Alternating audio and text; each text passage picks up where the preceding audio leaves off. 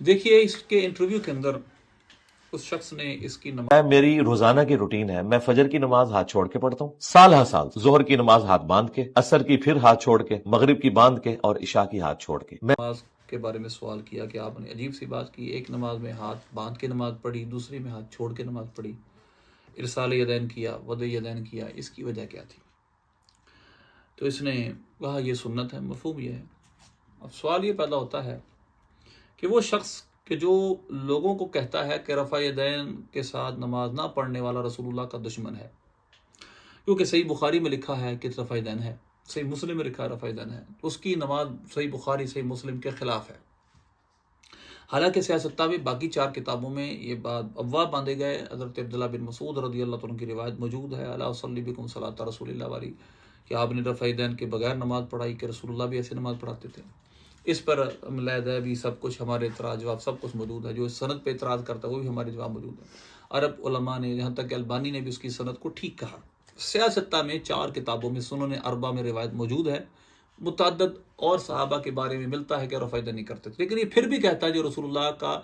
رفع یدین نہیں کرتا وہ رسول اللہ کا دشمن ہے۔ اس کے باوجود کہ اس جامع ترمذی میں امام ترمذی رحمۃ اللہ علیہ نے یہ حدیث لکھ کر آگے فرمایا ہے کہ اس پر بہت سارے اہل علم کا عمل ہے، صحابہ تابعین کا عمل ہے،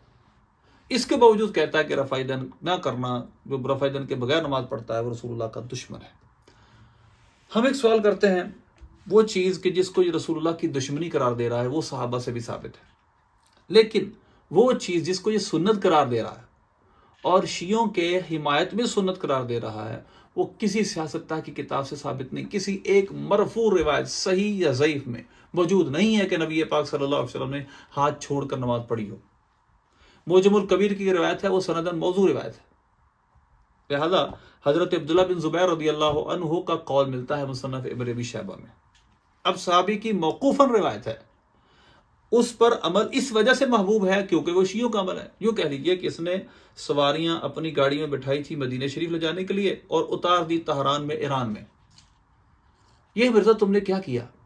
ایک طرف تو تم رفع یدین نہ کرنے والوں کو رسول اللہ کا دشمن کہتے ہو، حالانکہ سیاستہ میں روایتیں موجود ہیں، اور ایک طرف جو مرفوعاً ایک روایت بھی جس پر موجود نہیں بلکہ صحیح بخاری میں ود الشمال ود الیمین الشمال سنت قرار دیا گیا، اس کو دائیں ہاتھ کو بائیں ہاتھ پہ باندھنا، اور سیاستہ میں اور متعدد کتابوں میں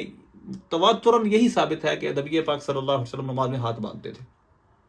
اس سنت کو جس کو سیاستہ میں نقل کیا گیا، جس کو مرفوعاً روایت کیا گیا، آپ اس کو چھوڑ کر ایک ایسی روایت جو مصنف ابن ابی شیبہ میں عبداللہ بن زبیر رضی اللہ عنہ سے ہے، آپ اس کو مانتے بھی ہیں، اس کو پروموٹ بھی کرتے ہیں، اس پہ عمل بھی کرتے ہیں۔ کیوں؟ وجہ کیا ہے؟ یہ تو صحیح بخاری صحیح مسلم کے مطابق آپ کی نماز نہیں ہے، تو پھر کیوں آپ رسول اللہ کا دشمن قرار دیتے ہیں ان کو جو رفع یدین نہیں کرتے، جبکہ ان کی نماز کے بارے میں تانا یہ ہے کہ صحیح بخاری کے مطابق نہیں، تو آپ کی نماز یہ بھی صحیح بخاری کے مطابق نہیں ہے۔ یہ اس وجہ سے آپ کو درست لگتی ہے کیونکہ یہ شیعوں کے جو رافضیوں کے موقف کے مطابق ہے۔ تو لہذا خدا کا واسطہ اللہ کو راضی کرنے کے لیے کام کریں، کسی مخصوص گروہ کو راضی کرنے کے لیے کریں گے تو یہ دنیا میں اس کا فائدہ آپ کو مل رہا ہے، آپ کے بہت زیادہ سبسکرائبر بڑھ رہے ہیں، آخرت میں اس کا کوئی فائدہ نہیں۔ اللہ سے دعا اللہ بلکہ توفیق ہے۔